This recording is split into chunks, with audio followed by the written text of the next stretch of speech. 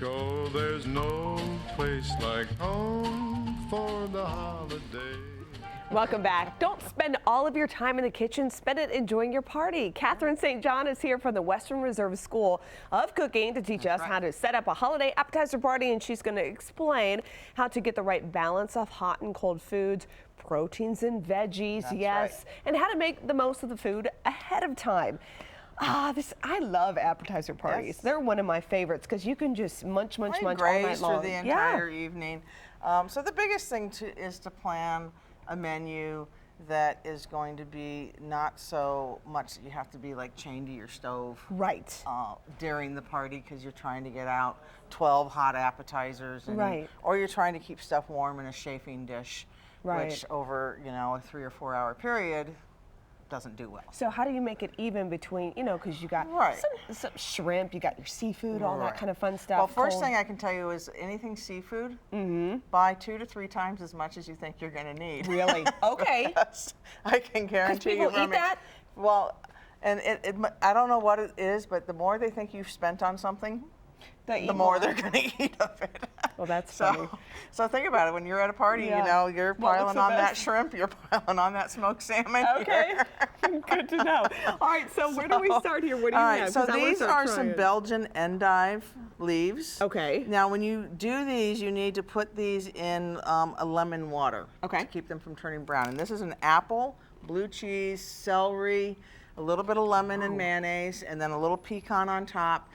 You can get this all ready the day before and then just lay them out.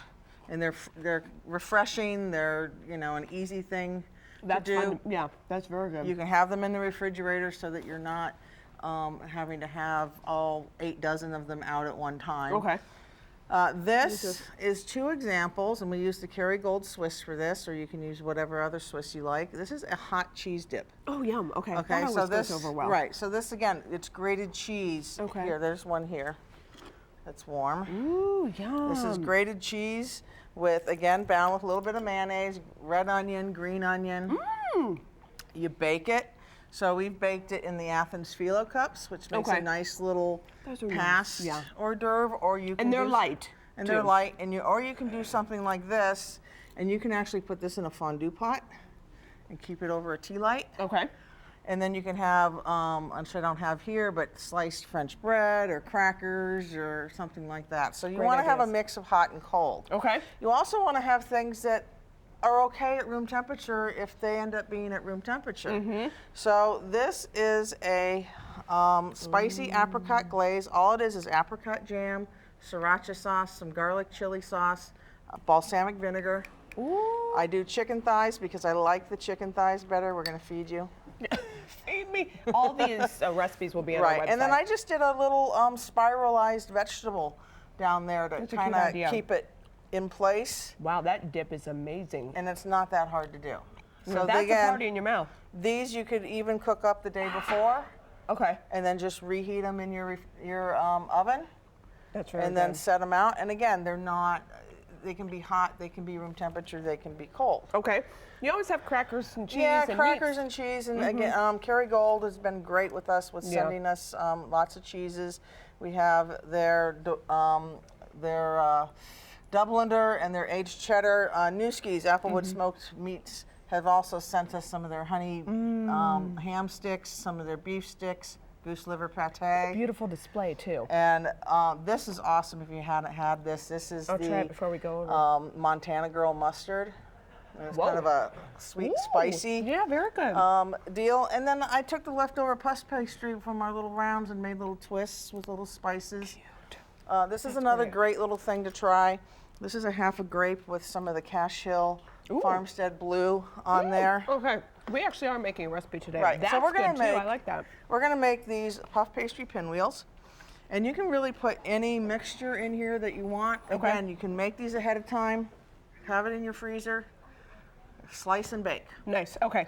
So we're going to put a little egg wash on here, and this is cream and a whole egg. Okay. And this is a piece of puff pastry. You can buy the pre-made puff pastry if you like. And what we do is we make a mushroom duxelle. A mushroom duxelle is basically finely chopped mushrooms with shallots and garlic. I use actually onion, and we make we saute it up ahead of time, put parsley or chives in it. That's easy. Cool it down, and then you mix it, batch. and you mix it with cream cheese. Yeah, ooh, easy. Okay, so offset spatula, yeah, so you're gonna spread it, throw it on here. Okay. You're gonna spread it out. You gotta make sure it's at room temperature so that you can get a nice spreading. And these offset spatulas are essential for this kind of work. Okay.